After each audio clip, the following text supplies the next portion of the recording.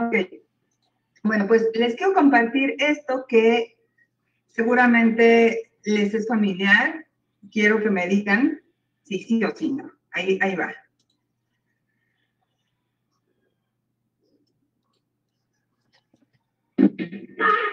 Prepara en este momento para ir a la escuela. Yo son las 6 de la mañana. Apúrate a desayunar. O sea, piensas que tienes todo el tiempo del mundo. No vas a llegar a la escuela, ¿eh? Pues levántate más temprano. Ahí vas, tarde como siempre. Y no me acuerdo, ¿verdad? Me traes el cabello. ¿Cómo que se te olvidó la mochila? Con una rechina.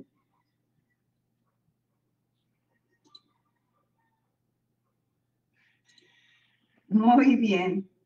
Ahora, a ver, ay, no les veo.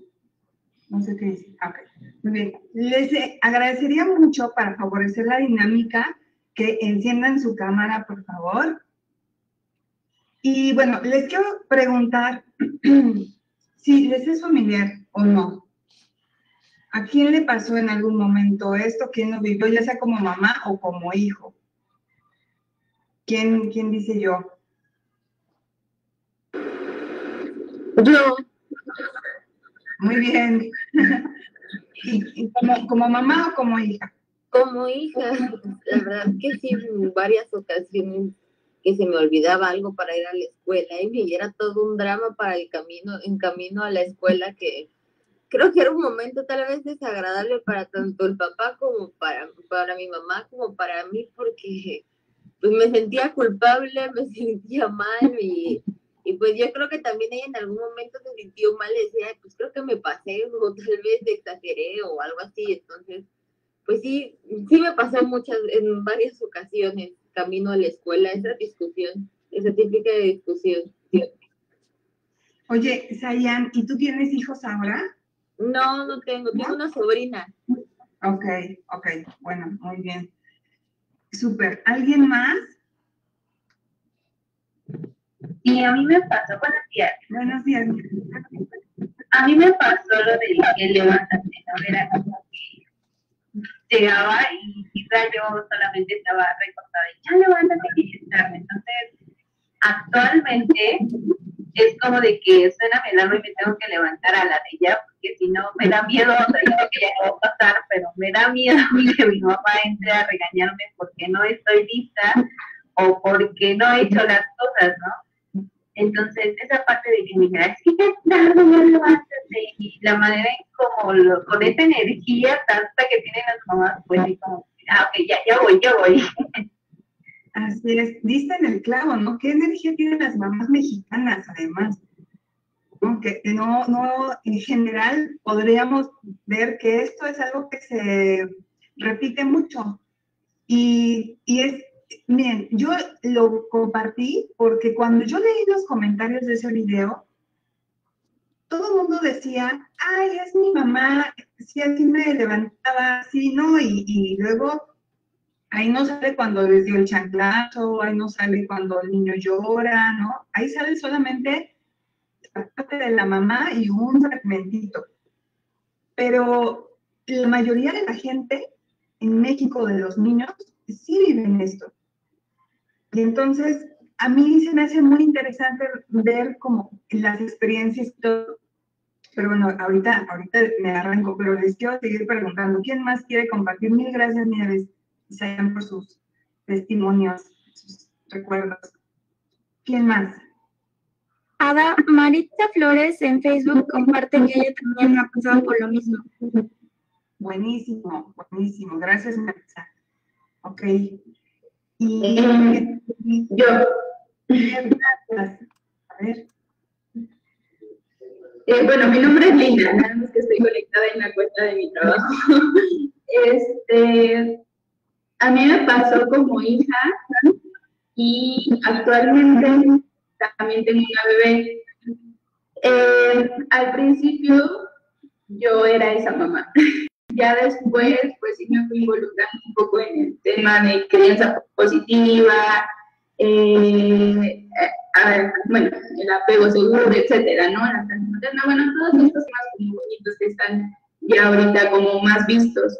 Y pues sí me fui dando cuenta que no tiene como repercusiones buenas el actuar de esa manera, ¿no?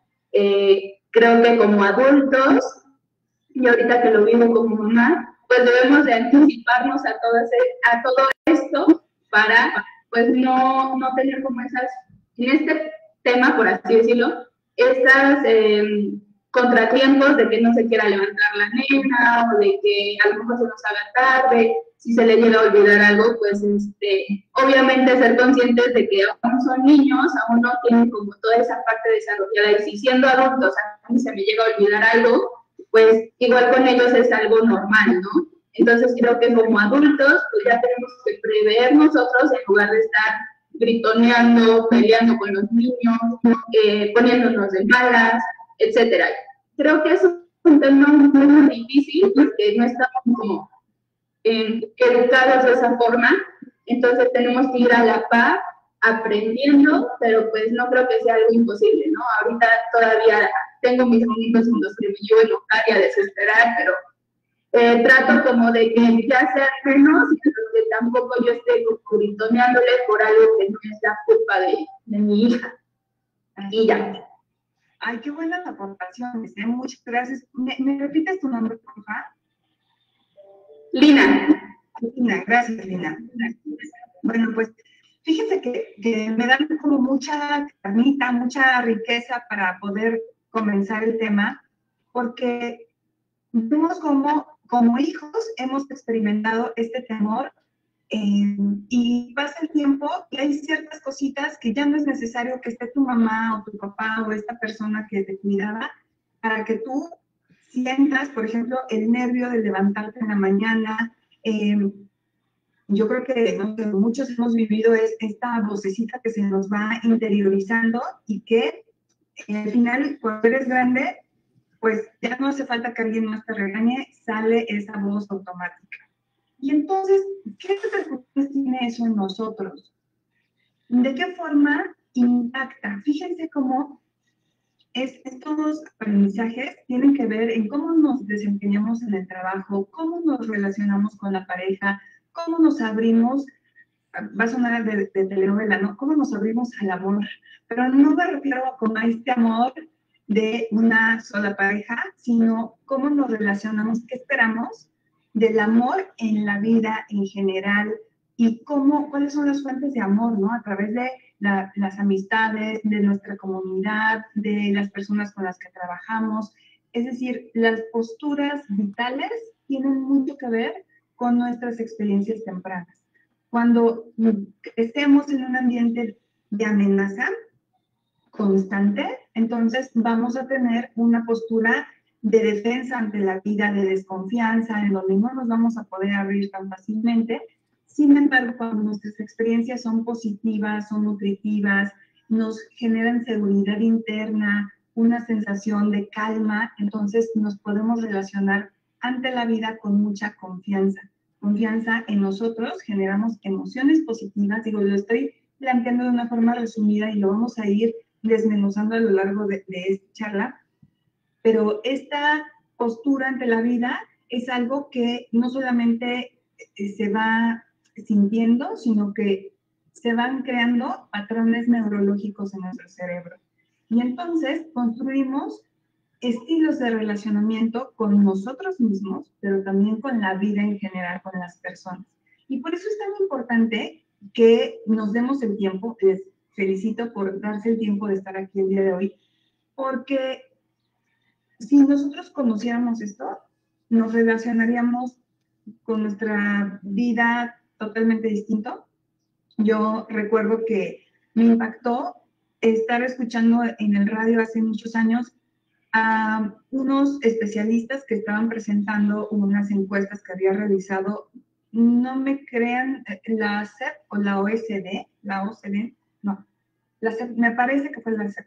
Y entonces lo que planteaban es que habían hecho una encuesta a nivel nacional y parte de lo que preguntaron fue, a los niños de primaria fue, ¿cuántas veces a la semana has sentido angustia o miedo. Y entonces los niños, la mayoría, más del 86% de los niños encuestados respondían que más de 4 veces a la semana. ¿Ok? Y te preguntaban otras cosas, ¿qué tanto has sentido enojo? ¿Qué tanto has sentido, ¿no? Soledad, tristeza? Y entonces, curiosamente, estas emociones negativas o estas experiencias negativas para los niños se elevaban a más de 4 veces a la semana, lo cual es un número altísimo. Pero si esto lo comparamos con lo que vemos también las estadísticas internacionales, México es uno de los países que también es un dato alarmante, es de los primeros países, bueno, no sé en qué ranqueo estemos actualmente, pero hace 3 años estamos en el primer lugar de asesinato de padres a hijos. Eso nos habla del nivel de violencia que tenemos y es una violencia estructural. Y esto, claro, tiene que ver con muchas cuestiones que tienen que ver con el tema del día de hoy. No es porque los que estemos aquí tengamos ese potencial, ¿no?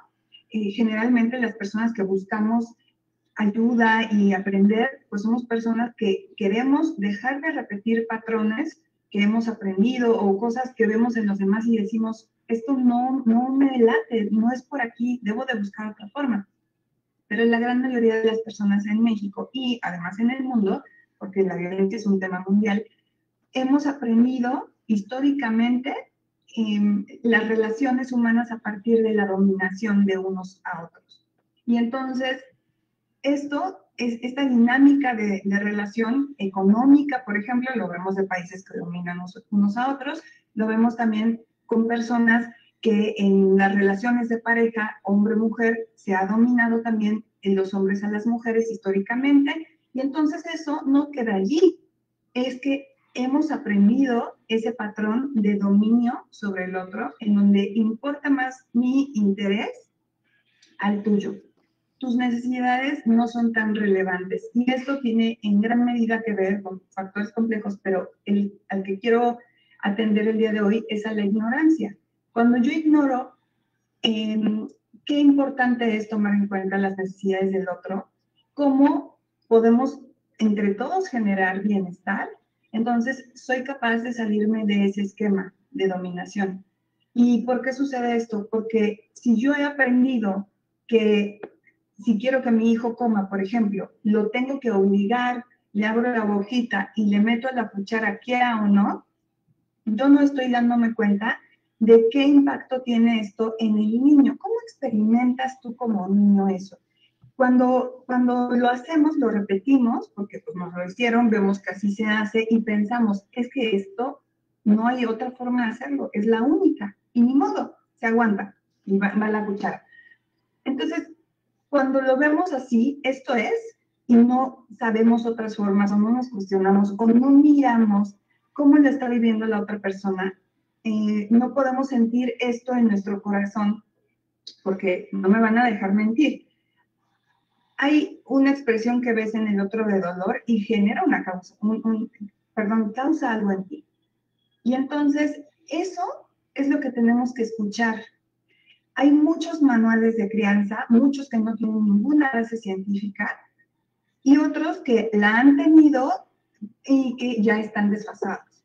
Entonces, más allá de todo lo que podamos leer, creo que si cultivamos unas cualidades elementales en nosotros, como es la empatía, es la conexión con los demás, es el buscar el bien común, entonces va a ser mucho más fácil sin tener que acudir necesariamente a un libro, que lo recomiendo ampliamente, no se entienda que no.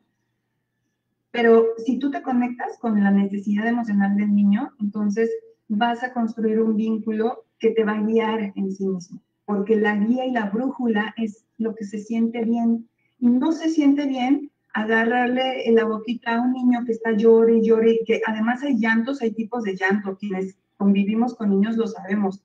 Hay un llanto que es como, que no es tan profundo en la emoción, sino que es más superficial, y hay llantos cuando se cae un niño y tú sabes que le dolió horrible, entonces identificas ese tipo de llanto. Cuando le duele el corazón, tú identificas ese tipo de llanto.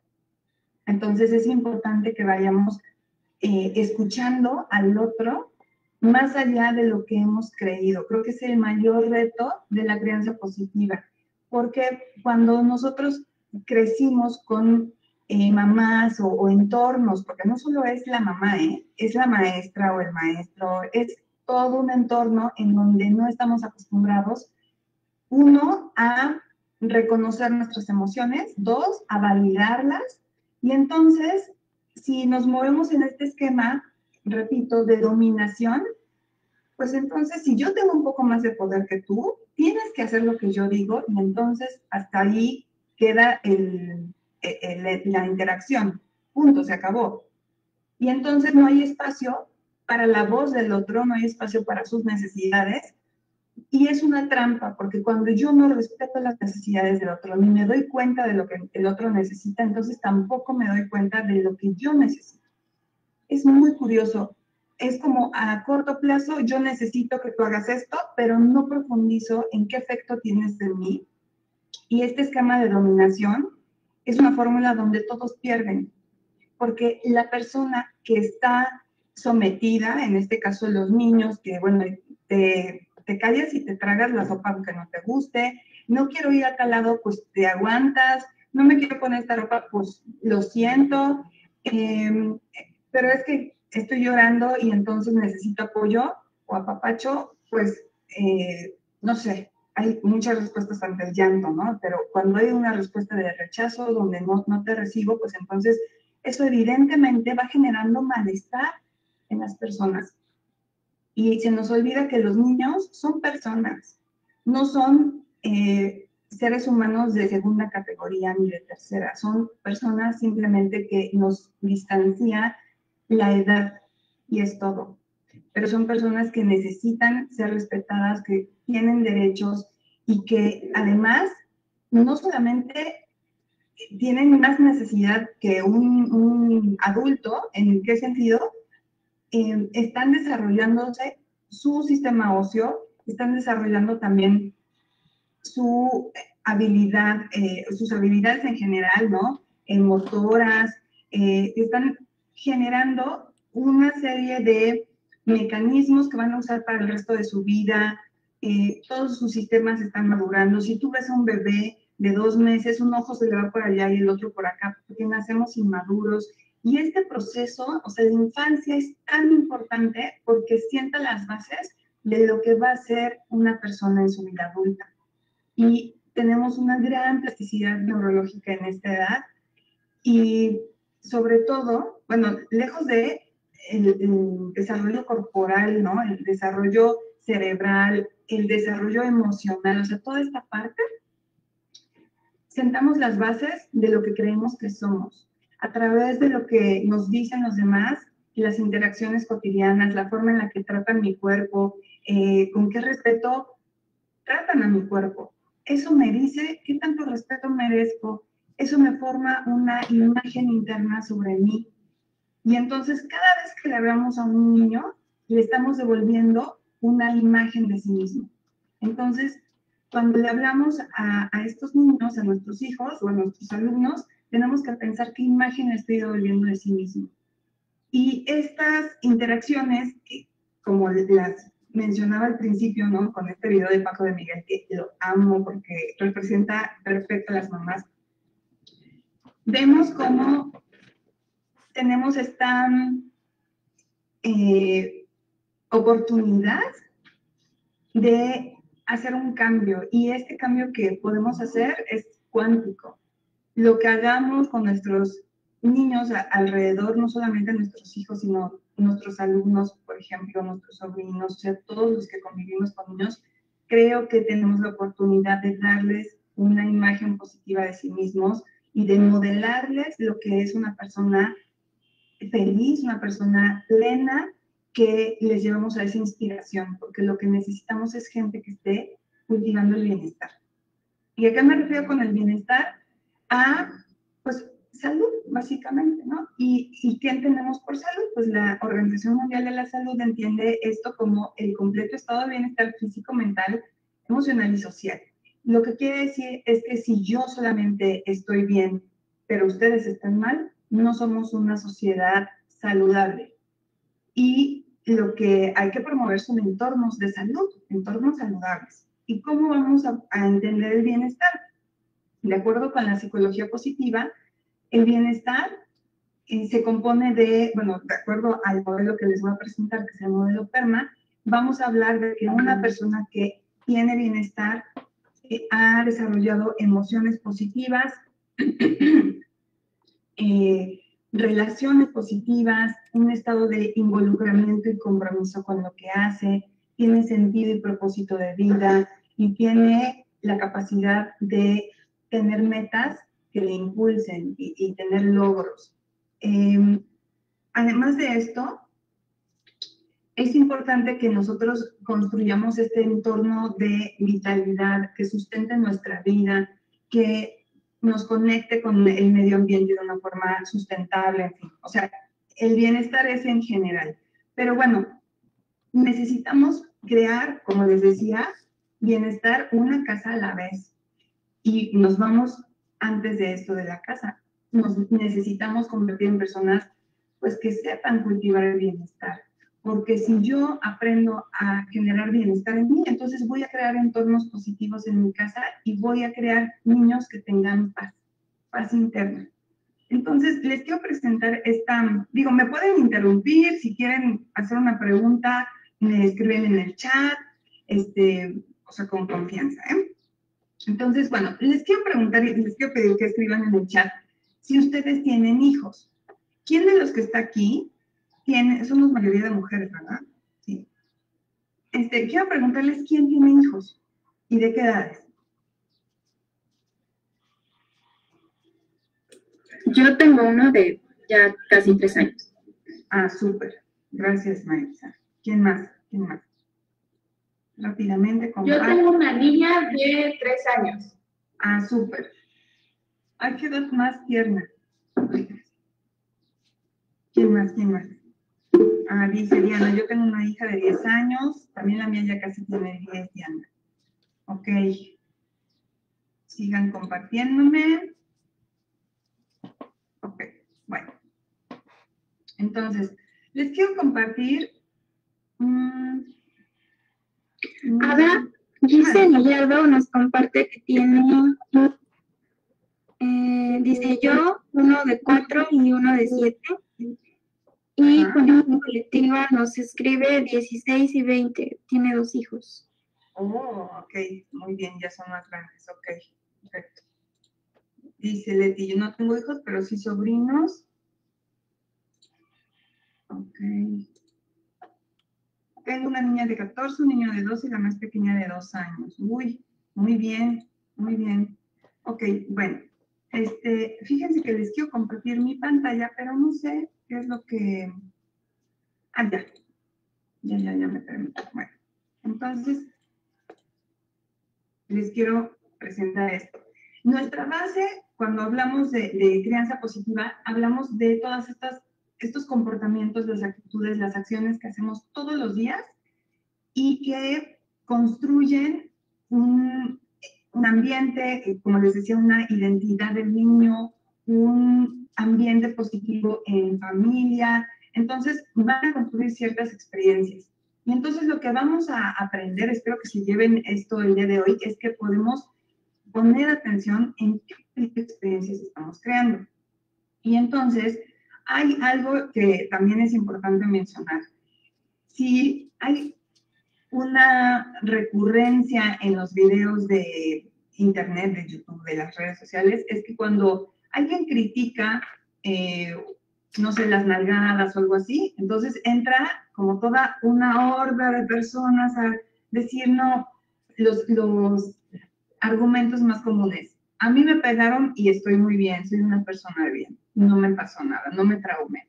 2, la generación de cristal ya no aguantan nada. 3, por eso estamos como estamos, los niños ahora hacen lo que quieren. Bueno, entonces, yo veo como estas discusiones y me parece muy importante mencionar que durante, no sé, toda la historia, los niños no han tenido voz. De hecho, de verdad, no han tenido voz. En el siglo XVIII, tú perdías un niño, o XIX me parece, tú perdías un niño en Inglaterra, por ejemplo, y lo único que podías denunciar, que tenía valor, era la ropa que llevaba puesta. No había, como tal, algo que protegiera a los niños. Eso fue del siglo pasado. Tenemos mucho que hacer en el trabajo de escuchar a los niños, pero no solo a ellos, sino a todas aquellas personas que en este esquema de dominación que les decía, en esta estructura, no hemos sido suficientemente tomados en cuenta o escuchados, como en el caso, por ejemplo, de las mujeres, en el caso de los niños, en el caso de los ancianos, muchas cosas. Y entonces vamos a hablar aquí más bien de equidad. Y esto tiene que ver con darle a las personas aquello que necesitan, porque no todo el mundo necesitamos lo mismo, como se presenta en la imagen, ¿no? Entonces vamos a adecuarnos a lo que los niños necesitan. Y muchas veces cuando nace un niño, he escuchado esto de, no, es que yo no me voy a adaptar a él, que él se adapte a mí. Y esto es importante hacerlo notar como, bueno, ¿en qué aspecto? Porque cuando una persona se fractura una pierna, por ejemplo, pues viene a tu casa a convalecer y pues claro, no le vas a poner a subir gateando las escaleras, le adaptas un pasamanos, le das el brazo para que suba, ¿sabes? O sea, haces adaptaciones para sus necesidades. ¿Por qué para un niño pequeño que no sabe hablar, que no sabe caminar, que no sabe lo que tú sabes, no haríamos lo mismo? Entonces es importante ver cómo a veces no tomamos en cuenta las necesidades de los niños porque son niños y tenemos una creencia establecida de él se tiene que adaptar necesariamente a mí. Obviamente el mundo no tiene que girar en torno a, que son cosas distintas. Y a eso iba mi comentario anterior, que cuando nosotros tenemos esta idea de, ay, perdón, espero que no se oiga mucho. Cuando nosotros tenemos esta idea de que ahora los niños se están desbocando, es porque necesitamos encontrar un punto medio entre la negligencia, entre la libertad absoluta, que eso también se considera un maltrato, y la excesiva rigidez. Y entonces, estamos como sociedad aprendiendo, es normal que nos vayamos al otro polo, no es muy saludable esto, y necesitamos generar familias en donde los padres sean una autoridad amorosa, respetuosa, pero una guía fuerte para los niños. Si pudiera ponerlo en una imagen, sería como esta milpa que da estructura, pero va esta ramita del frijol creciendo, enredándose en esta estructura, porque gracias a esto tiene una guía para crecer. Eso sería nuestra función. No sería esto de dale todo, complace todo, porque les repito, eso también es maltrato. Pero entonces vamos a ver que para tener entornos de felicidad en casa, necesitamos que todas las voces sean escuchadas, porque cuando estamos en este esquema de dominación en donde no escucho al otro, lo que les comentaba hace ratito, generamos malestar y este malestar detona en conductas desagradables, conductas no adecuadas, violencia. La violencia va a salir de una forma o de otra. Y la violencia la ejercemos cuando dominamos al otro y no le dejamos ser. Entonces, van a salir a partir de malos comportamientos y todo esto lo quiero plantear como un iceberg. Entonces, arriba está, este niño es muy chillón, este niño es muy manipulador, este niño es un pequeño tirano, ¿saben? Todos estos juicios, debajo va a estar todas las necesidades no atendidas. Soledad, tristeza, desconexión emocional de sus padres, miedo, desesperación, frustración, cansancio, sueño, hambre, o sea, va a haber toda una serie de razones. Y esto funciona Igual para los adultos, tú observas a un adulto irritable, bueno, vas a ver que detrás a lo mejor tiene miedo, está cansado, tiene una razón para ser como es, ¿ok? Bueno, entonces, ¿hasta ahorita tienen alguna duda? Quisiera saber cómo vamos. Vamos muy bien, muchísimas gracias. ¿Sí? Ok.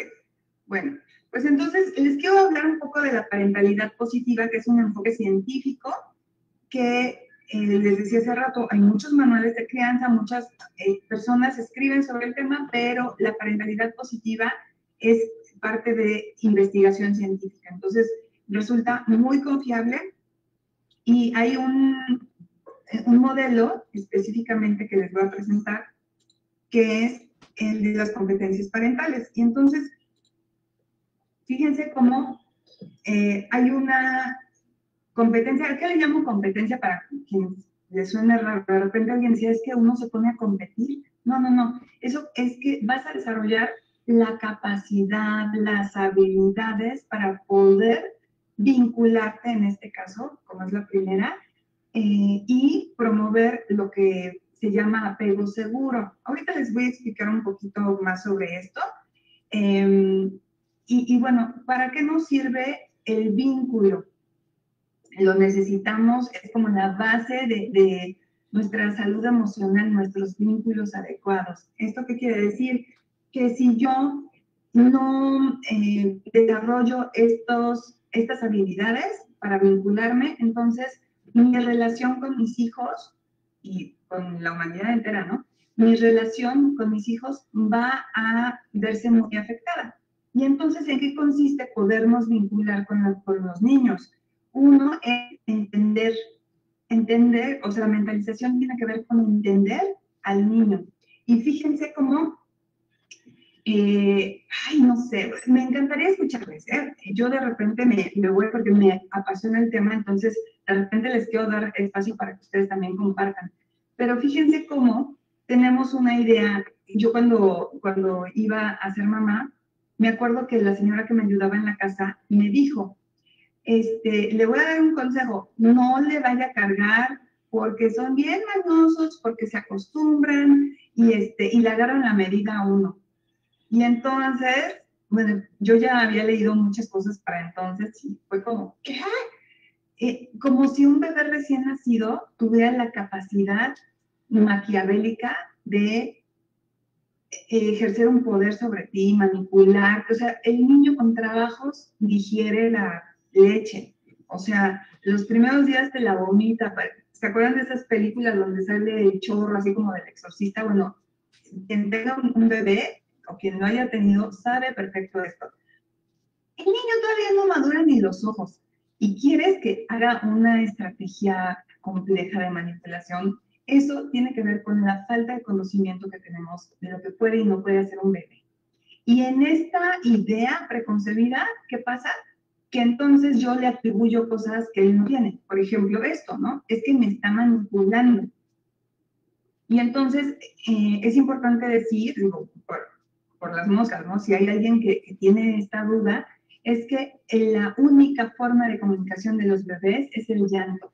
Y entonces esto, o sea, esta forma de comunicarse con sus padres, se podría decir que es no sé, lo hablaba con un pediatra, ¿no? Como que sí, o sea, tienen unas estrategias para que el papá se acerque, para que generes ternura con él, ese tipo de cosas, pero nada tiene que ver con una estrategia pensada, maquiavélica, voy a hacer que haga lo que yo quiera en la vida, porque eso es algo mucho más complejo, es una estrategia mucho más compleja que va manifestándose a lo largo del tiempo. Si no atendemos sus necesidades. Un niño no tiene que manipular, no tiene que recurrir a eso, sí ha sido escuchado y sí ha sido tomado en cuenta.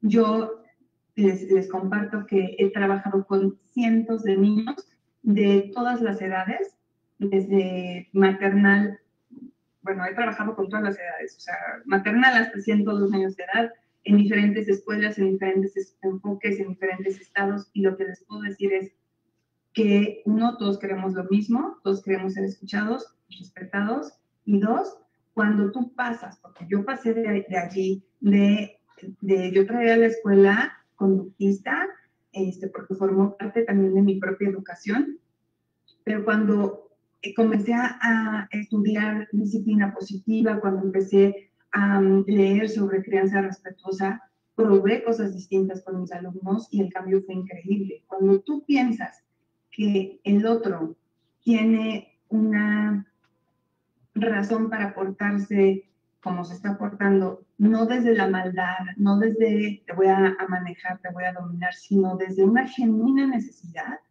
si tú te acercas al niño pensando, ¿qué hay detrás de esto que me está diciendo? ¿Qué hay detrás de este comportamiento que no me gusta? ¿Qué necesita? Entonces, cuando te relacionas esperando que el otro es una buena persona, la relación cambia por completo. Y les quiero compartir que a mí me pasó cuando mi hija tenía 6 meses, nos fuimos a visitar a la familia a una ciudad lejana y entonces pues el viaje eran 5 horas, salió totalmente de su ritmo, de sus rutinas y demás. Y cuando llegamos de las vacaciones de diciembre, pues imagínense cómo llegamos, ¿no? Todo desvelado, pues ya subiste, bajaste, cenaste y demás. Y entonces mi hija siempre fue muy tranquila, una bebé súper tranquila.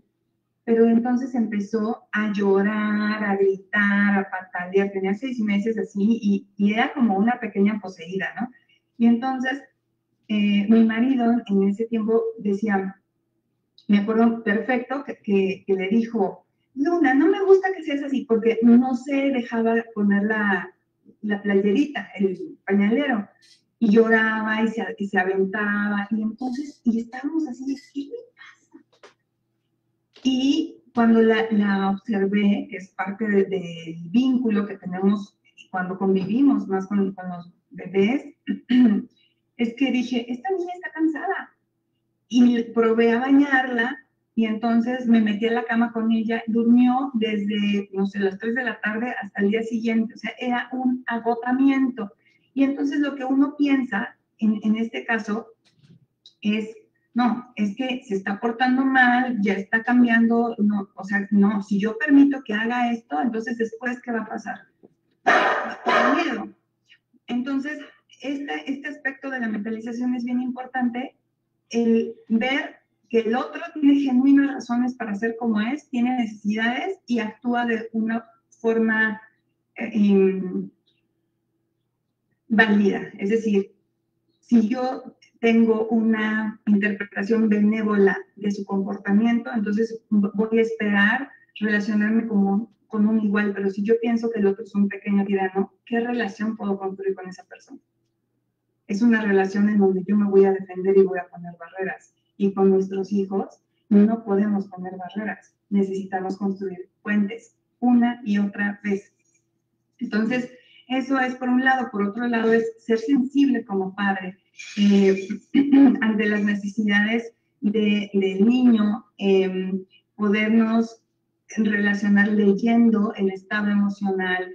Nosotros sabemos, cuando convivimos con las personas, ¿qué es lo que, no sé, le molesta a tu marido, a tu novio, ¿no? O sea, ya torció la boca de tal forma, ya movió el ojo así, ya hizo el tono de voz de una forma distinta y entonces, ¿sabes? Le cayó gordo el comentario de que criticaran a la América, por ejemplo.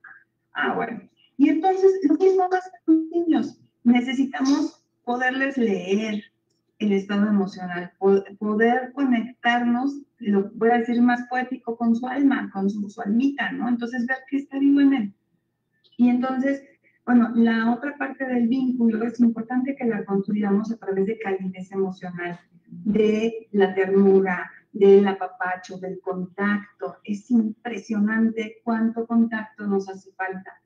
Fíjense que en algún tiempo me tocó una racha de dar muchos talleres para padres e hijos. O sea, fueron años, pero hubo un tiempo en donde me tocó de niños de 3 años o de 5, como de 5 años hasta 18. Ya no son tan niños, ¿verdad? Son adultos. Bueno, pues entonces era padres e hijos. Y entonces hacíamos yoga de la risa y al final estábamos cerrando el taller con un abrazo. Y entonces era un abrazo en donde la mamá ponía la cabeza de su hijo aquí, en su pecho, y se abrazaban, y era todo. Sin excepción, en cada uno de los grupos lloraba la mayoría de los niños, y pues también lloraban las mamás, o los papás, ¿no? Bueno, generalmente eran más mamás que papás. Pero entonces, cuando terminaba la sesión, compartían ellos y decían, es que me di cuenta de cuánto me hace falta abrazar a mi hijo porque me meto en el estrés, en las prisas, en las cosas que tengo que hacer y se me olvida, tenía mucho que no abrazar a mis hijos. Y entonces los niños lloraban con un dolor, o sea, con esta congoja, ¿no? Este dolor, y decían eso, es que mi mamá ya no me abraza, tiene mucho que no me abraza. Y es importantísimo que a través del tacto recordemos a los otros cuánto nos importan, cuánto les queremos, porque esto tiene un impacto bioquímico en el cerebro de nuestros hijos. O sea, pero no necesitamos saber eso, no tienes que saber, es que lo abrazas y generas oxitocina, se siente bien, me conecta, se siente amado, se siente perteneciente, se siente mirado, se siente importante. Es muy importante que tengamos esta calidez a través del tacto, a través de las palabras y a través de las acciones. Cuando son los niños más pequeños, se les habla con más ternura, pero empiezan a crecer y se les va hablando más golpeado. Tienen otro hermanito y entonces comienza a hablar al niño más grande como más adulto y al niño pequeño como, ¡ay, ¿no? Y entonces empezamos a chiquear al chiquito, pero al grande no. Y entonces todo eso es muy importante tomarlo en cuenta. Además, otra cosa que agregaría aquí es la importancia de ser amables. Pero fíjense, no somos amables porque, regreso al video inicial, si en nuestra cultura es como más tosco el trato, ¿no? En familia, hay muchas familias en donde la burla es algo muy común, en donde la relación de crítica entre hermanos es común, o sea, no tenemos este ambiente de calidez emocional, pero una buena forma de implementarlo en nuestra casa es comenzar a ser amables. Y amables es, te pido la pido por favor, y me la das y te doy las gracias, pero desde pequeños, o nunca es tarde para comenzar, pero esta parte de ser amable es súper importante. ¿Por qué? Porque la amabilidad no solamente son normas como de civismo, ¿no? No es para quedar bien. No, la amabilidad se siente bien.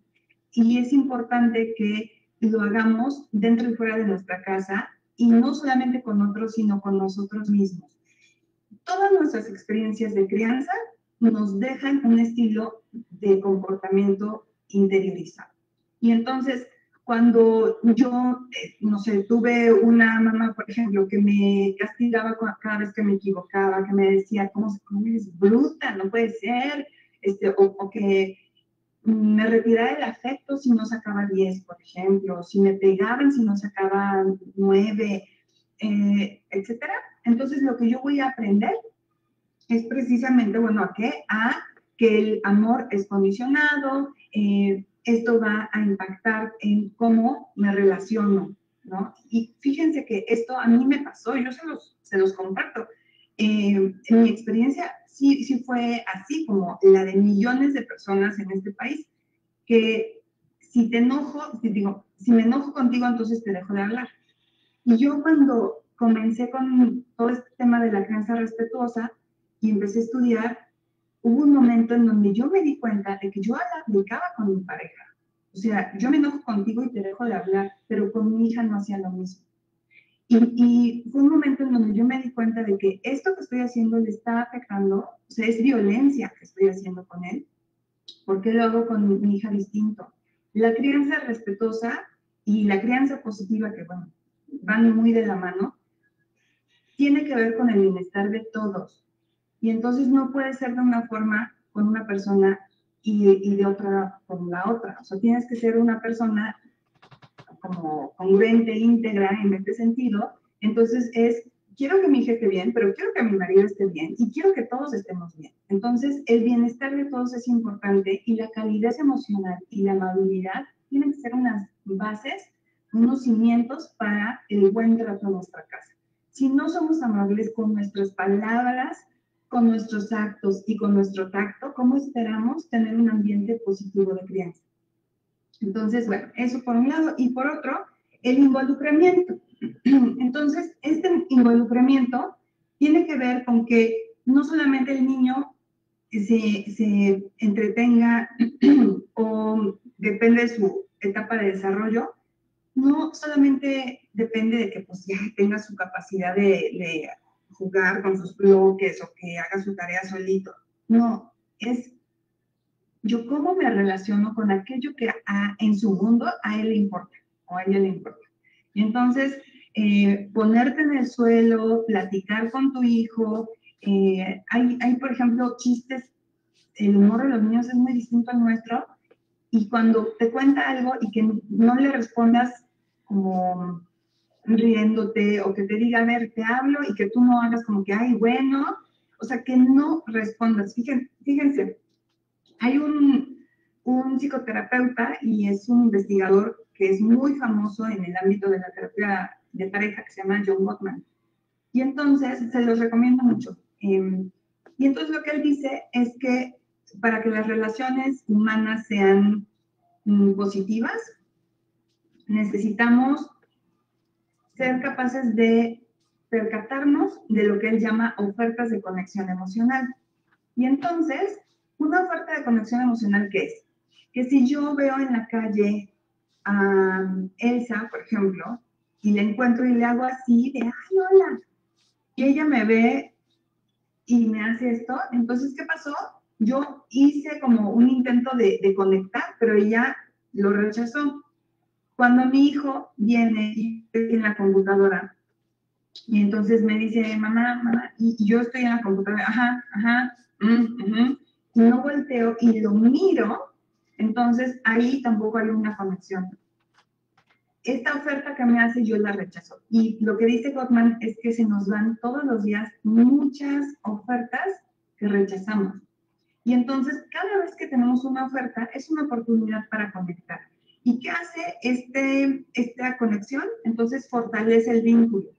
¿Y qué pasa cuando nuestro hijo y nosotros tenemos un vínculo más fuerte? Que tenemos un puente en donde cada vez que necesite ayuda, que tenga dudas, que esté atravesando una situación difícil, va a tener la confianza de acudir a nosotros porque nos ve como una fuente de seguridad. Y eso es un vínculo sano.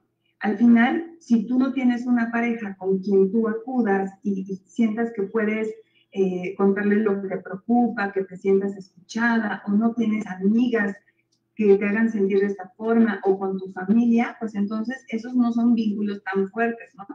Y lo que queremos es tener vínculos que nos nutran. Y específicamente los niños necesitan eso, uno, para aprender a relacionarse de forma saludable, y dos, para generar felicidad en casa. Porque, ¿qué nos hace felices? Dentro de todo el modelo de psicología positiva, lo que les comenté, el modelo de bienestar, el modelo PERMA, para quien no quiera investigar, tenemos la parte de emociones positivas, involucramiento, relaciones positivas, sentido y propósito, tenemos vitalidad, y también tenemos el tema de las metas y de los logros. Pero dentro de todo esto, el que predice la felicidad de forma más potente es el de las relaciones. Entonces, las relaciones lo son todo para nosotros. Así es que necesitamos invertir tiempo, interés, ¿no? Esfuerzo en construir una relación adecuada con nuestros hijos. ¿Y cómo es esto? Bueno, simplemente desarrollando estas habilidades, y una de ellas, bueno, a mí me parece que la básica es esta habilidad vincular, pero todas las demás son muy importantes. Y claro, podría extenderme en todas estas, pero lo que sí les quiero compartir brevemente es en qué consisten las demás.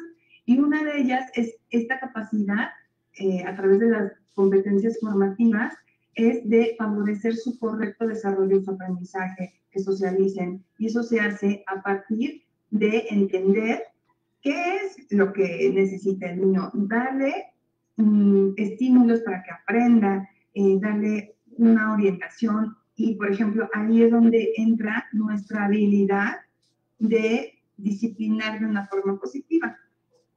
Yo cuando vi el video que les presenté al principio, que les digo, es una joya porque me permite poner muchos ejemplos y conectarlo con muchas cosas, es que si las mamás supieran que pueden vivir más felices, o sea, felices, acá me refiero con felices, sin gritar, nunca, nunca. O bueno, a ver, una cosa es que se nos salga, que somos humanos, que lo que sea, pero no es necesario. O sea, de verdad, no es necesario.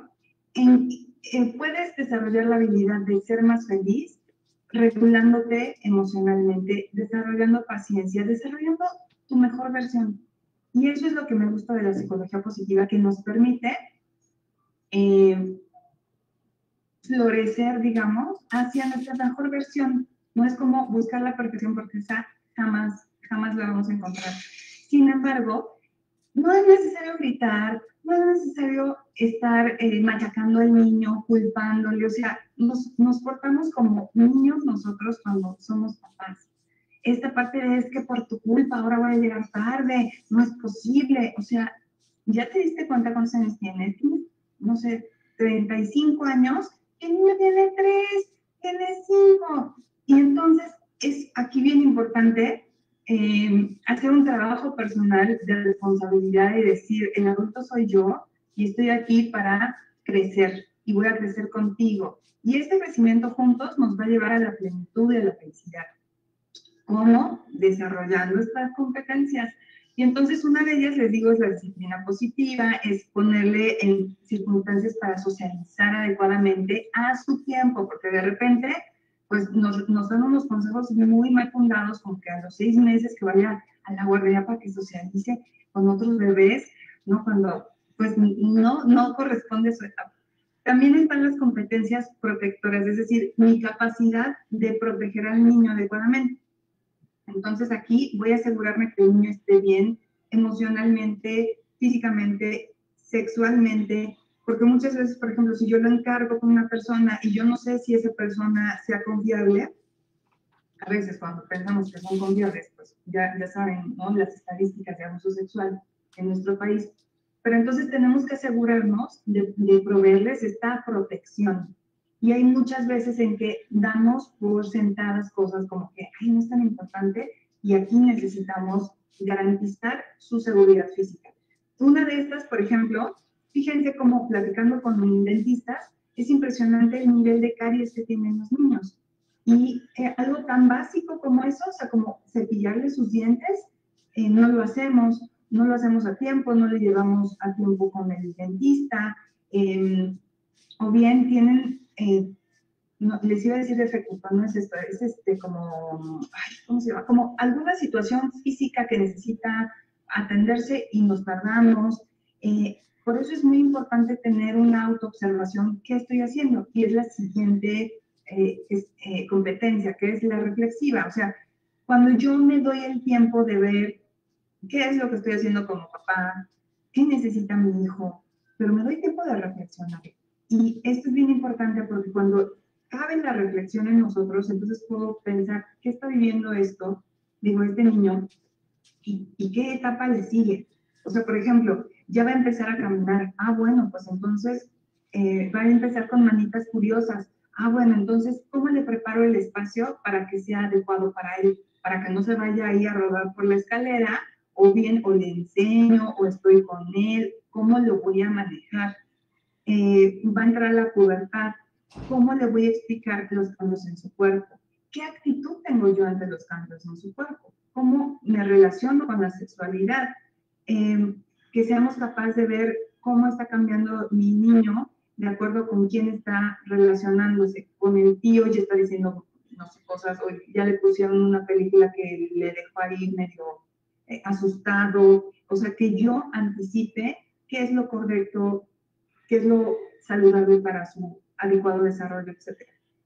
Y finalmente, una muy importante que es el autocuidado parental. Nosotras, las mujeres, estamos muy educadas, muy socializadas en cuidar, en dar. Y es muy importante que cuidemos nuestra propia vitalidad, porque una mamá que no tiene suficiente apoyo, que no tiene descanso, es una mamá que va a ser irritable, es una mamá que se puede deprimir, que se puede sentir agobiada, porque la crianza es un tema que requiere ayuda. Dicen que se requiere una tribu para crear un niño, y en nuestra cultura, en nuestra sociedad, no hay esa tribu conformada. No la vivimos así, la vivimos con mucha soledad.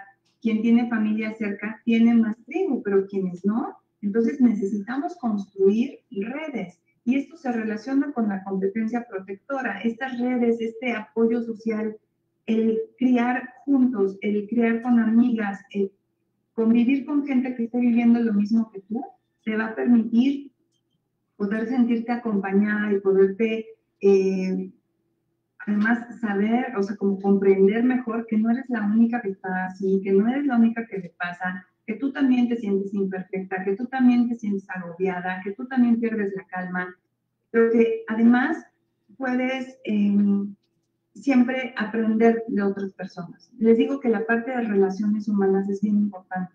Y entonces, cuando tú te cuidas, ¿cómo te cuidas? A través de estas relaciones, pero también te tienes que dar emociones positivas. Tienes que tener un espacio personal. Y este proceso nos conecta profundamente con el ser capaces de crecer a partir de criar a otros. Por eso yo digo que la crianza es un detonador de cambios increíbles. Yo no soy ni de lejos la misma persona que sería sin mi hija. ¿En qué sentido? En todas las experiencias compartidas, en lo que o sea, como que yo veo, no, pues aquí me falla, entonces, ¿de qué forma lo puedo comunicar? ¿Qué necesita? Y eso me lleva también a cuestionarme, ¿cuál ha sido mi historia? ¿Cómo soy yo? ¿Qué es lo que valoro? Para mí, ¿qué es importante? Y siento que vivimos la crianza con mucho estrés, como en el video. No hay necesidad de abrir puertas y gritar, no hay necesidad de pegar, no hay necesidad de pelearse y gritarse en casa. Se puede crear un ambiente tan positivo que entres a tu casa y sientas que llegaste un oasis. Y de eso se trata, al final, la crianza positiva, de crear entornos que te permitan sentirte en paz, que permitan crear personas felices, conectadas consigo mismo, capaces de pensar en el bien común, porque han recibido empatía, respeto y comprensión. Si nosotros hacemos eso, definitivamente podemos crear una sociedad distinta, pero tenemos que comenzar por casa para poder expandir esto a los demás a través del ejemplo, a través de conocimiento como este. Y bueno, yo cerraría mi exposición hasta aquí. Le cedo la palabra y me encantaría escucharles para que sigamos con la ronda de preguntas, si es que hay.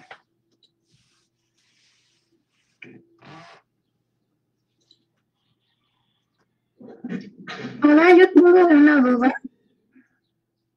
¿Sí? ¿Cuál sería la forma más respetuosa para formar o crear límites con los niños a partir de los 2 años? Ok. Bueno, para empezar, la forma más respetuosa es conocer qué es lo que puede hacer un niño y qué es lo que no puede hacer un niño. Entonces, necesitamos ver, por ejemplo, en esta etapa los niños tienen pues, los llamados berrinches, que a mí la palabra, fíjense que no me gusta. Yo uso más la palabra rabieta, pero berrinche me parece un poco peyorativo. Y si a mí alguien a mi edad me dice, estás haciendo berrinche, yo me indigno, porque no, mi emoción importa, ¿no? Entonces, bueno, para empezar, lo diría de esa forma. Y lo otro es que es muy importante que entendamos cómo es un berrinche primero, o sea, cómo ponerles límites a los niños es, se los voy a explicar, si me permiten, voy a ponerles un video. Bueno, les voy a presentar esto. Ok. Híjole, has creado un monstruo, Elsa, porque me voy a arrancar con una explicación. Espero que les sea de mucha utilidad y no solamente aplica para niños pequeños, sino aplica también para uno. A ver, ahí va. Entonces, permítanme les presento.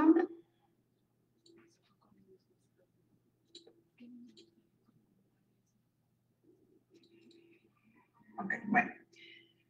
Entonces, para poner límites a los niños, necesitamos primero conocer cada etapa de los niños, ¿ok? Porque si no, vamos a interpretar de forma negativa su conducta y eso nos va a separar. Vamos a ir viendo que tú puedes desarrollar una gran habilidad para conectar, para conocer y para entender a tu hijo. Y entonces, por ejemplo, cuando es bebé, ya sabes que a tal hora le da la chiripiorca, ya necesita dormir. O que tiene hambre y entonces hace de cierta forma, se pone rojo. O a mí mi hija me hacía así, entonces yo ya sabía que si me hacía así es que quería su leche.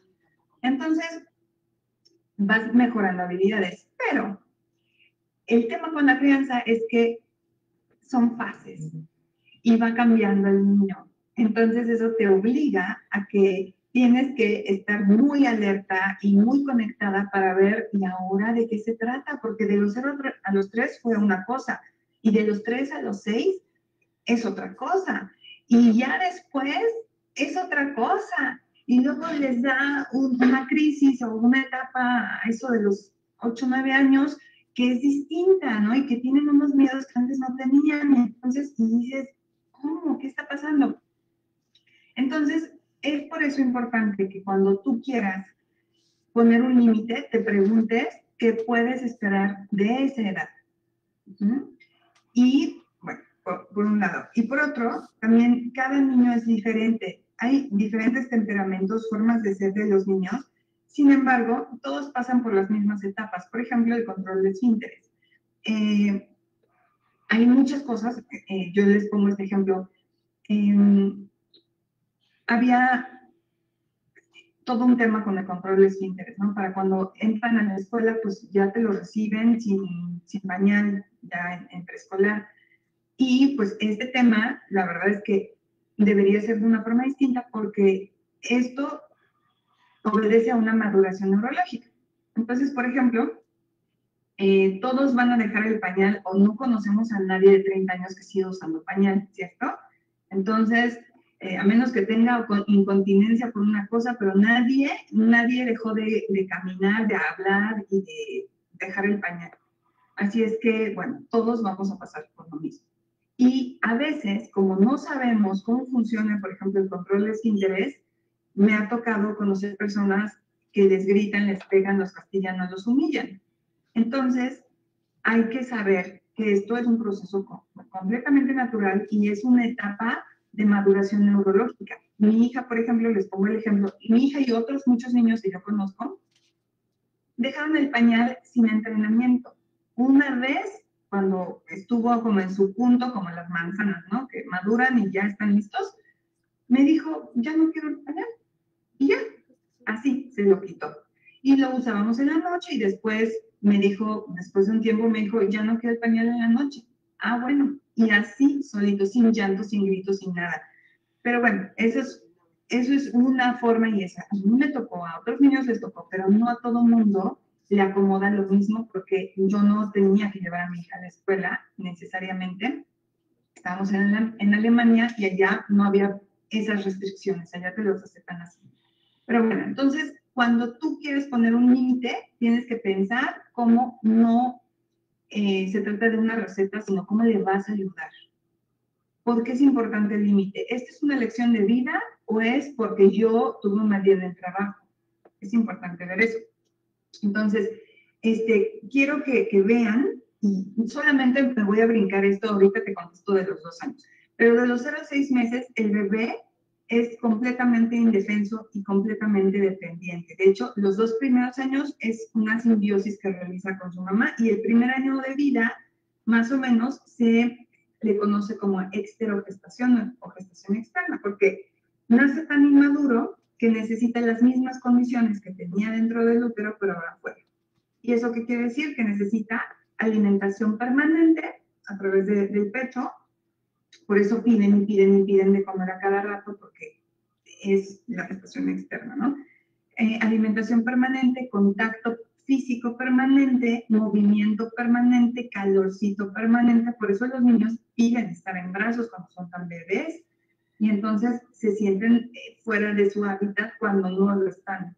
Y de hecho este concepto del hábitat está muy estudiado, es muy interesante. Pueden buscar a Niels Bergman si quieren saber un poco más del tema, que es un neonatólogo que habla de esto. Entonces, su cerebro es completamente emocional. Tiene estos dos niveles en donde tiene el cerebro básico que se orienta hacia la supervivencia y su cerebro mamífero que es emocional.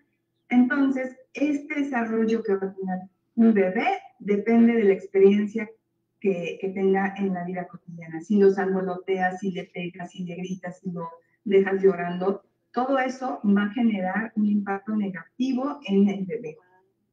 Por otro lado, es un bebé completamente sensorial, es un bebé que necesita tener una persona cerca que le dé seguridad, además que le dé el alimento y que le garantice la supervivencia. Y entonces, de los 7 a los 24 meses, ¿qué necesita un niño? Sentirse respetado. Que no le andemos diciendo ni presionando para que camine, para que hable, para que, ¿sabes? O sea, para que coma, ¿no? Es respetar. Si ustedes tienen dudas sobre el tema de la comida, pueden leer el libro de Carlos González, Mi niño no me come. Está bueno. Y si después tienen dudas, me pueden mandar un mensaje y les mando la bibliografía. Bueno, el niño de esta edad se estresa y entonces necesita del cerebro adulto que lo relaje. ¿Por qué? Porque nosotros tenemos el neocórtex desarrollado, pero ellos no. Entonces necesitan que les regulemos para que salgan del caos. Y bueno, me puedo seguir, pero no lo voy a hacer. Voy a enfocarme en tu pregunta. Muy bien. Y entonces, el niño va haciendo conexiones neuronales más rápidas, van entendiendo frases más complejas, pero no tienen procesos superiores en este sentido. No pueden memorizar de la misma forma que un adulto. Entonces, por ejemplo, aquí les pongo, ¿no? Se puede decir un día si le enseñamos, pero al día siguiente ya se le olvidó. Así es que necesitamos constantemente recordarles las cosas y de formas breves, con frases, decirles, por ejemplo, a los 2 años, ahora sí pasó a los 2 años, como un ejemplo, vamos en el carrito del súper y entonces mi hija no quiere estar sentada, quiere estar caminando. Pero entonces la bajo y se echa a correr. ¿De qué forma podría poner un límite? Es dar opciones. Cuando vamos en el súper, solamente puedes caminar si vas de mi mano. Si no quieres caminar de mi mano, entonces te puedes sentar.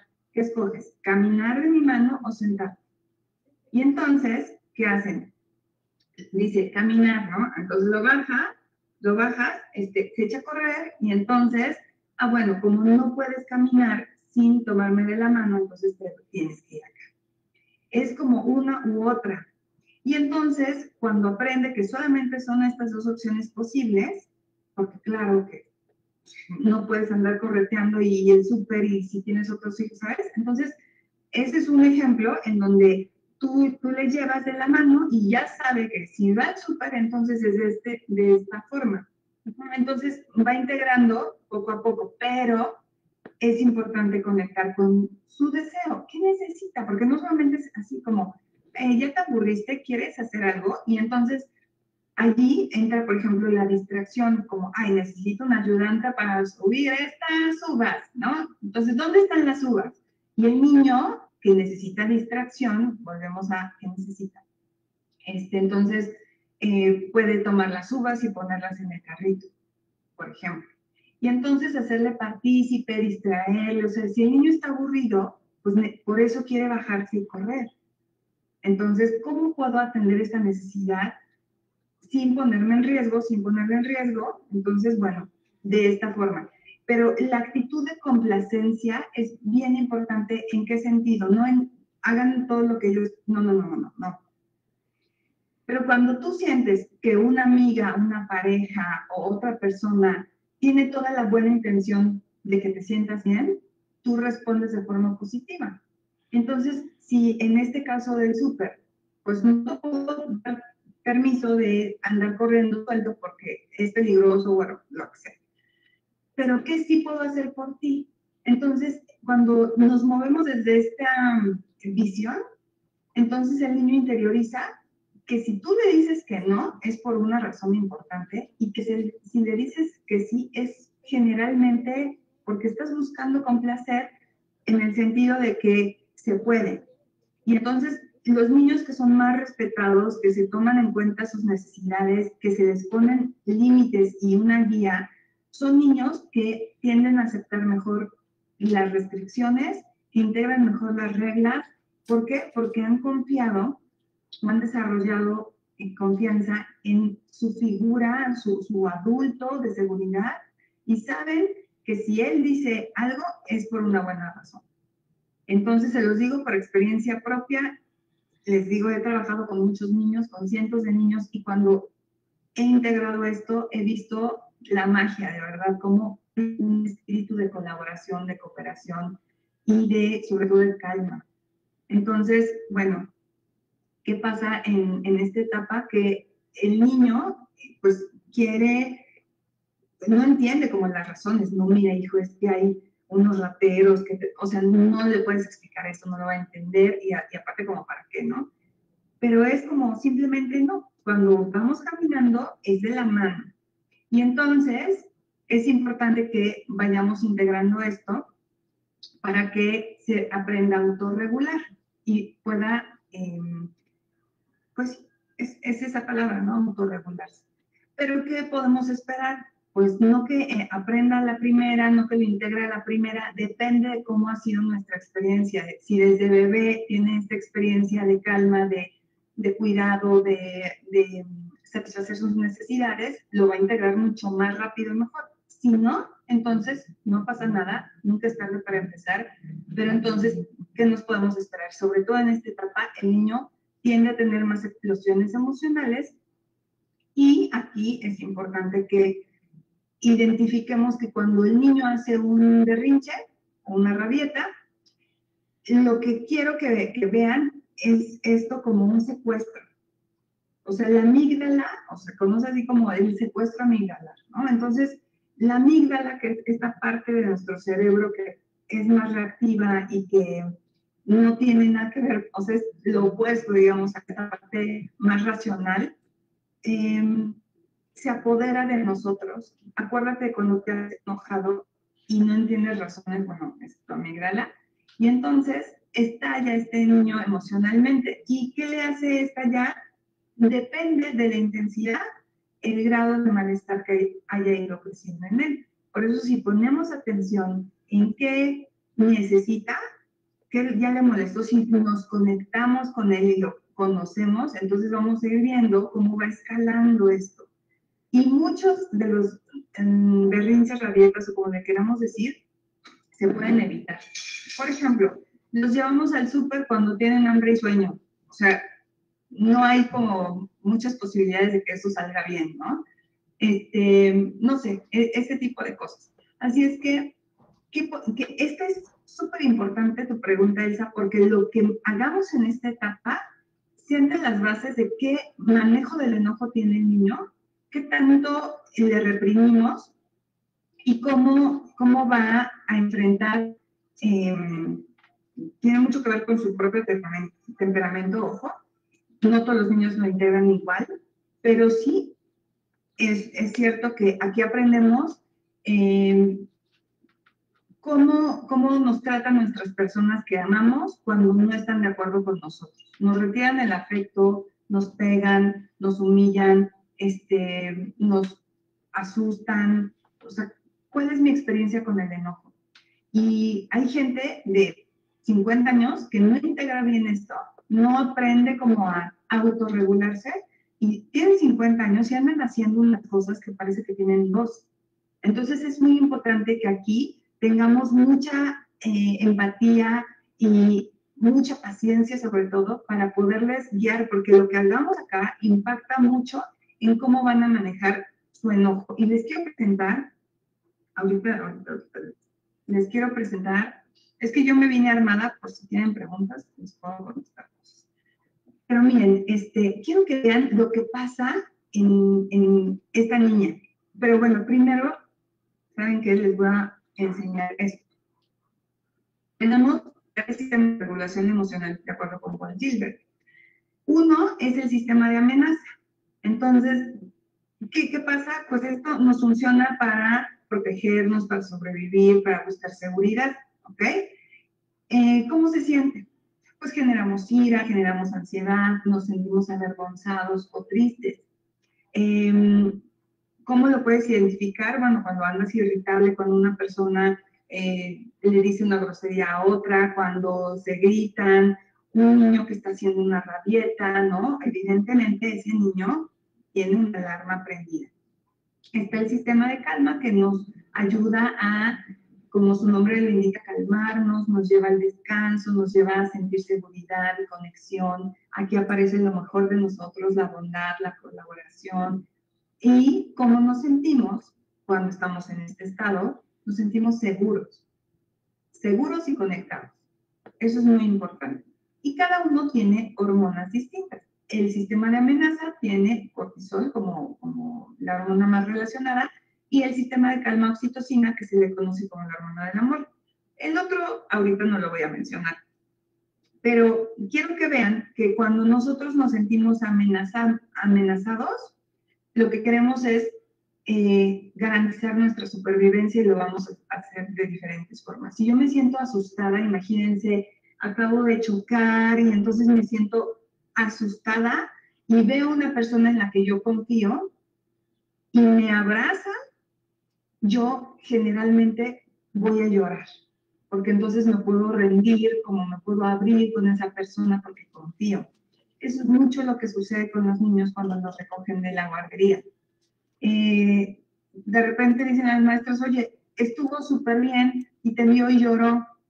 Sí, no es porque sea falso, no es teatro ni mucho menos, es porque cuando te ve, o sea, esa vivencia no fue que estuviera sufriendo todo el tiempo, pero la separación cuando son muy pequeños es algo súper duro. ¿Cómo se llama el científico español que murió? Eduardo Punset. Él hablaba de cómo se había medido en los niños me parece que antes de los 3 años o 2 años y medio. Cuando se separaban de sus mamás, medían lo que pasaba en su cerebro y entonces sentían lo mismo, se desprendían las mismas zonas que cuando una persona adulta enviuda.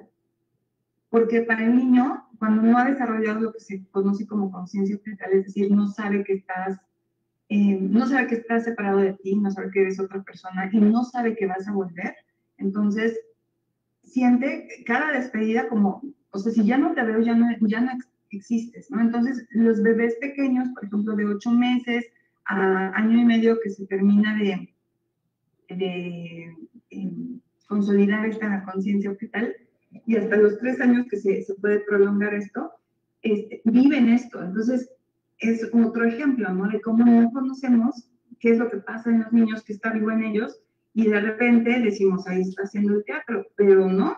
Lo que pasa es que se le activa el sistema de amenaza al niño, y lo podemos ver así, entonces te ve y llora, y entonces, ¿qué sucede cuando lo recibes? Pues lo abrazas y todo, ¿no? Pero lo mismo pasa que se le activa su sistema de amenaza cuando está haciendo una rabieta o un berrinche. Y entonces quiero que vean cómo nuestra tendencia cuando estamos sintiendo amenaza o que nos sentimos mal y estamos desregulados, entonces buscamos activar nuestro sistema de calma. ¿Cómo lo activamos? A partir del tacto, de la mirada, de las palabras amables, del apoyo, del desahogo, depende de nuestra edad. entre más pequeños vamos a necesitar mucho más el tacto porque es el mensajero de eres suficientemente, o sea, estás a salvo, te protejo, te cuido, me importas, te veo. Ok, entonces, bueno, dicho lo anterior, les quiero presentar este video y quiero que pongan mucha atención, por favor.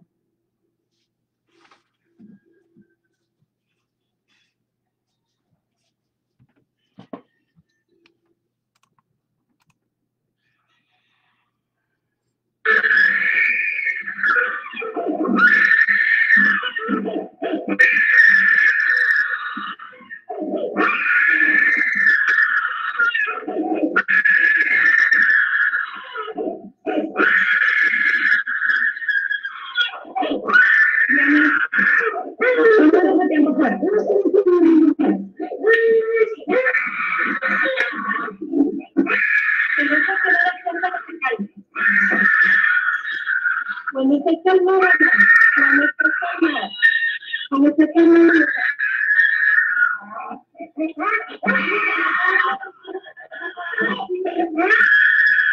No, así no, te vas a calmar, te vas a calmar. Ok, entonces, ¿qué sucede en el video? La mamá la pone en la silla de pensar y ¿qué es o sea, la mamá, a ver, no es que sea malvada, ni mucho menos. ¿Por qué la pone en la silla de pensar? Porque pues asume que le está enseñando qué comportamiento es adecuado y qué comportamiento no, y ese no es adecuado. Pero hay un desconocimiento de que la niña está desregulada, su cerebro no se puede regular por sí mismo, necesita un adulto que la consuele, que la contenga y que le diga, esto es estar enojado y va a pasar, y acá estoy contigo. Y entonces cuando recibo esto, entonces el cerebro, o sea, mi sistema de calma activa el suyo, pero no lo puede activar por sí mismo. Y entonces no se conoce esto, no está extendido, por lo tanto, ¿qué hago? Pues hacer lo mejor que yo puedo y creo que esto es lo mejor, ¿ok?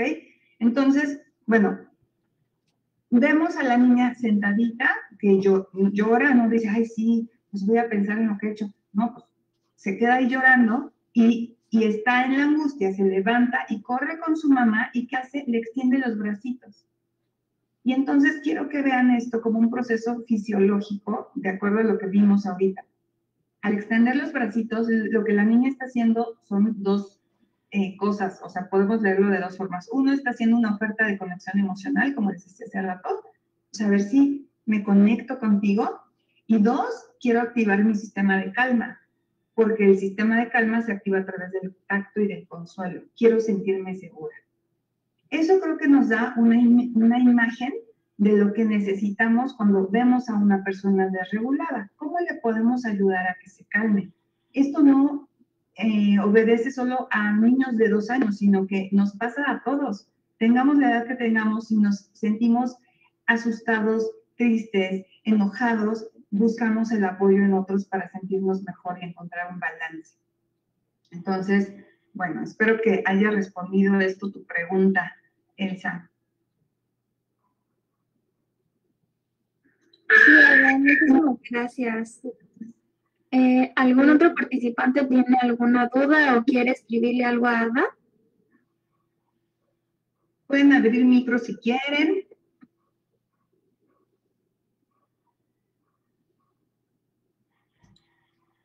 O pueden escribirlo en el chat.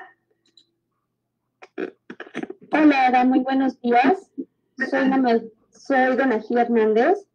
Para preguntarte, si tuvieras algunas recomendaciones que dar, sobre todo para mamás, para papás también, que bueno, pues ahora hemos estado mucho tiempo con los hijos, que hemos tenido nuevas dinámicas, ¿no?, de convivencia y que hemos estado también pues atendiendo estas ofertas para conectar con ellos, pues que nos pudieras platicar cómo poder hacer para este momento de separación, que va a ser inminente, esperemos que así sea pronto, y cómo irnos preparando. Me parece que es un buen momento para que nosotros, tanto como adultos, que vamos a regresar a nuestros espacios laborales y también como ellos para regresar a retomar sus actividades y que esto pues no los meta en un estado de estrés. ¿Nos podrías comentar algo, por favor?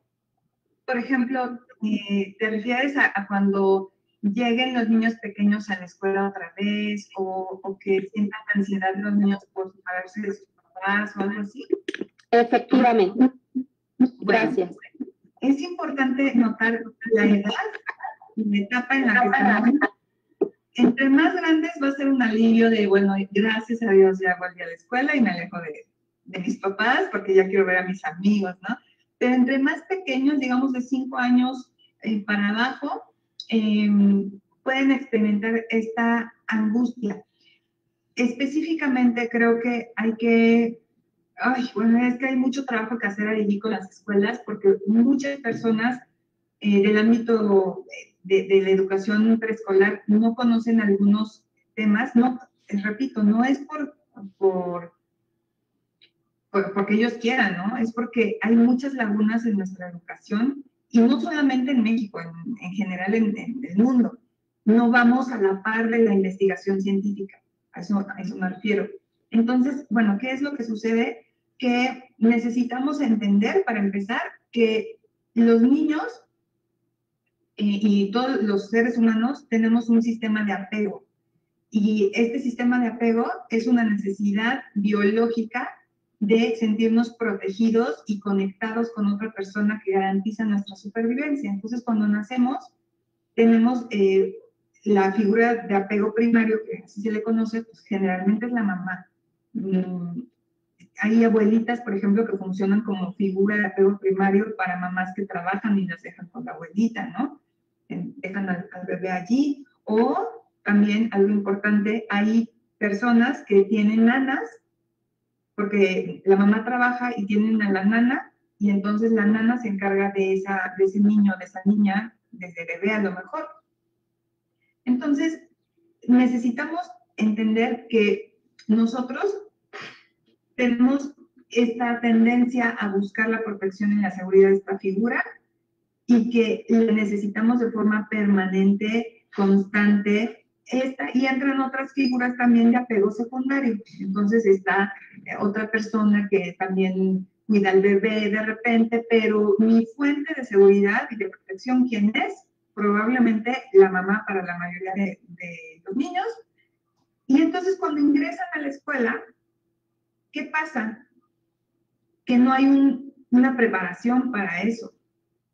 Entonces, pues te avientan ahí, no sé si se acuerdan del programa de Derbez, de vez en cuando, que aventaban una gallina entre escena y escena, y de repente así es, ¿no? O sea, ahí vas, buena suerte, que te vaya bien, y entonces no hay esta comprensión de por qué los niños lloran tanto.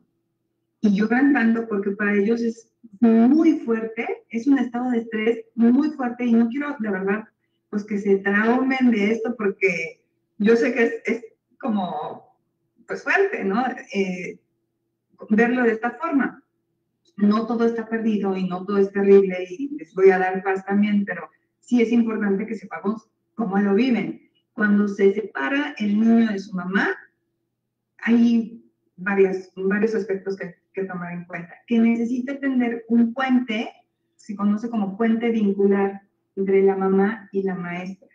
Eso lo hemos hecho, pues a la buena de Dios, porque nos mandan, les digo, como a la gallina ahí de Derbez, y pues con el paso del tiempo el niño va construyendo un vínculo y una relación con la maestra. A veces es positivo, por lo general, pero a veces también es negativo, cuando la maestra, pues a lo mejor tiene mucha desesperación, tiene 50 niños o 40, ¿cómo se va a conectar con cada uno de los niños?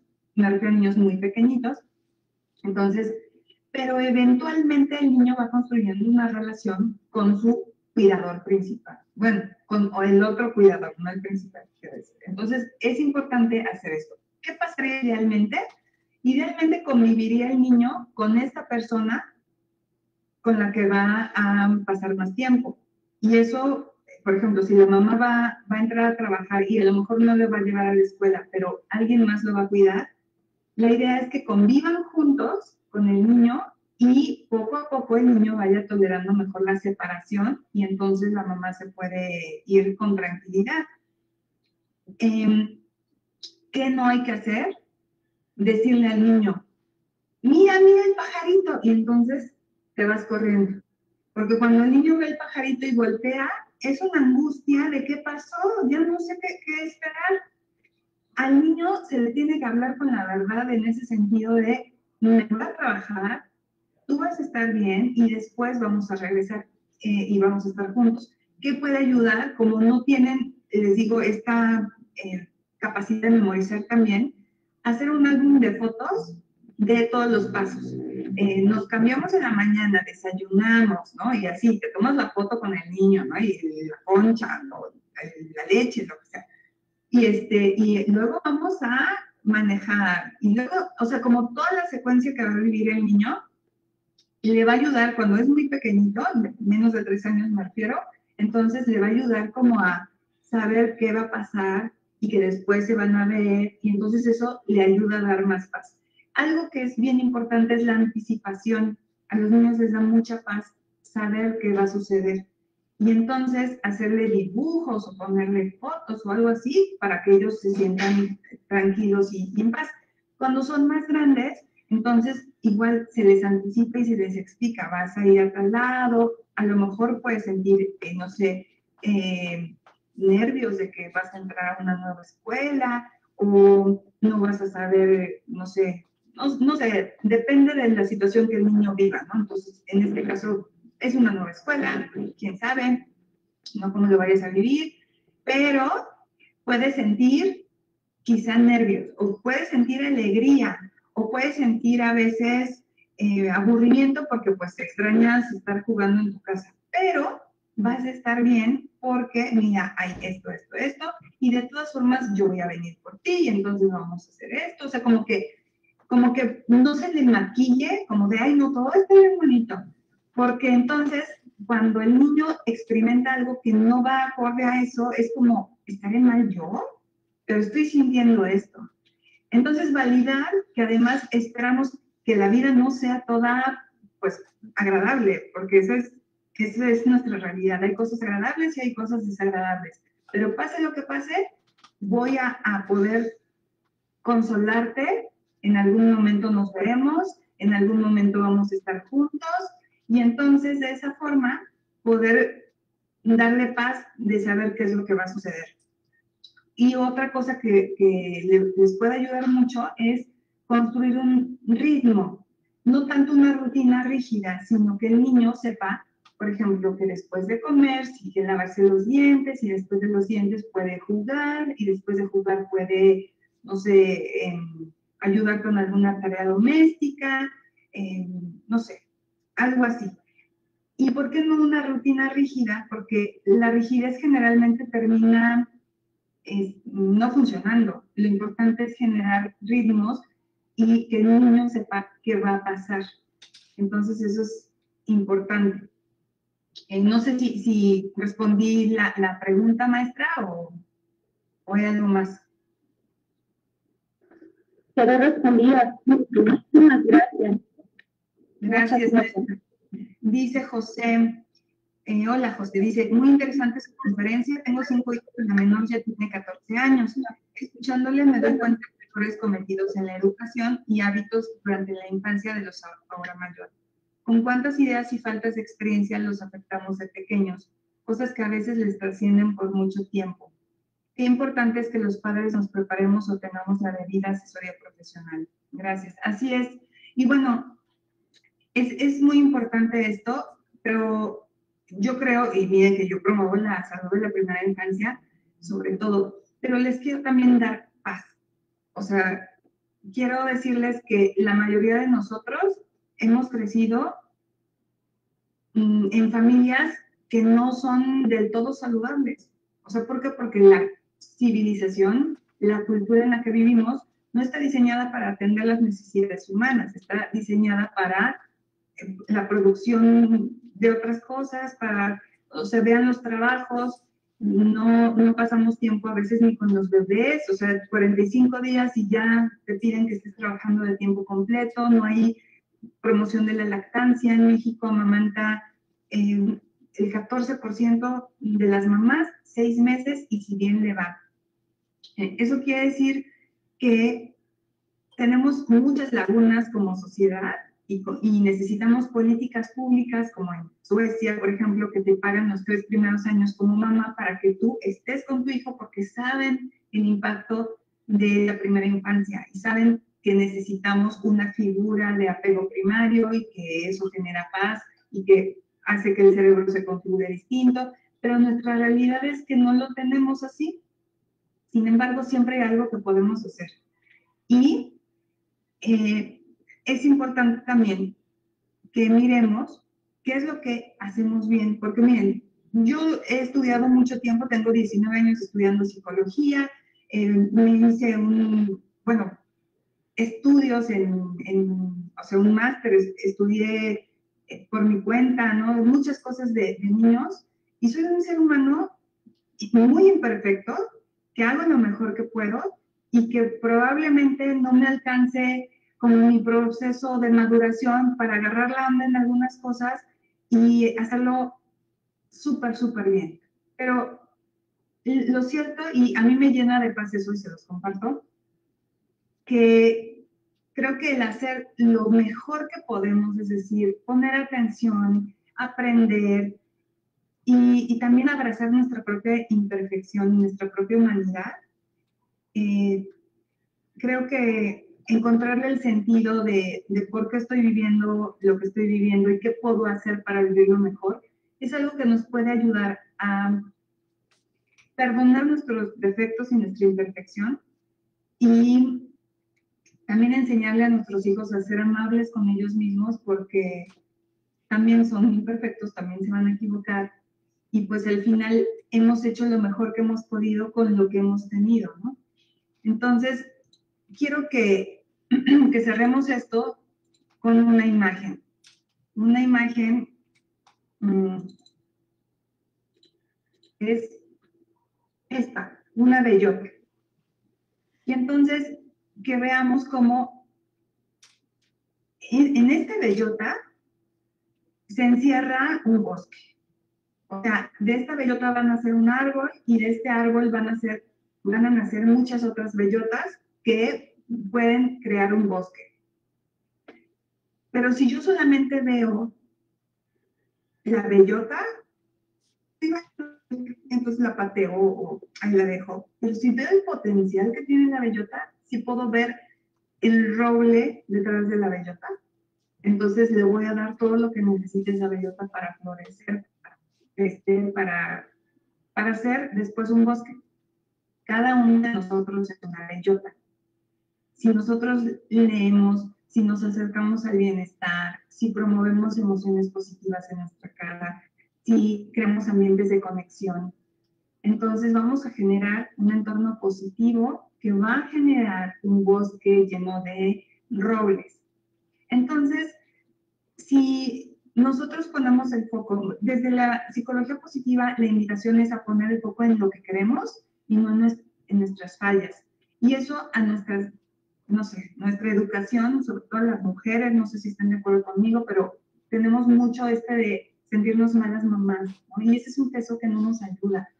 Pero si ves todo lo que haces bien en el día, por tus hijos, todos los actos de amor que tienes, todos los momentos que te llenan de ternura, si aprovechas estas ofertas de conexión y de ver que está haciendo, no sé, parece que ya se le metió el chamuco y entonces dices, bueno, ¿esto cómo se maneja?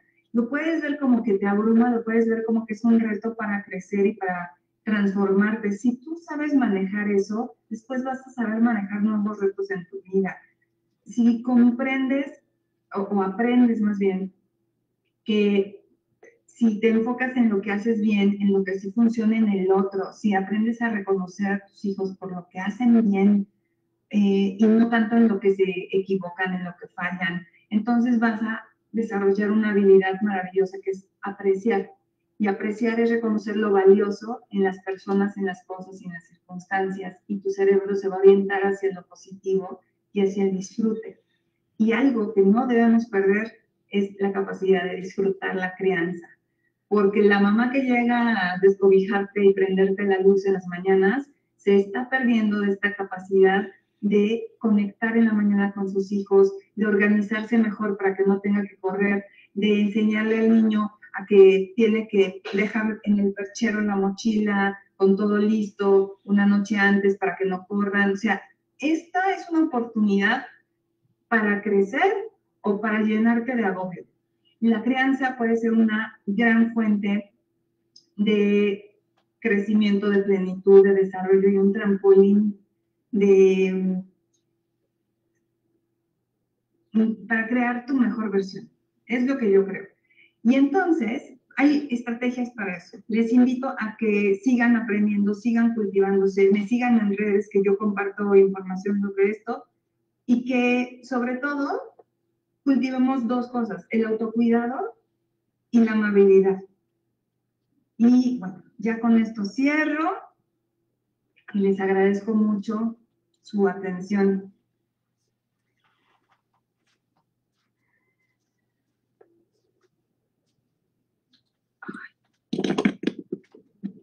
Muchísimas gracias, Sara, por tu tiempo, por los conocimientos, por las recomendaciones y por todos los aportes que nos haces, que seguramente van a ser de reflexión para todos y cada uno de nosotros, hacer mejores humanitos y también a nuestros niños.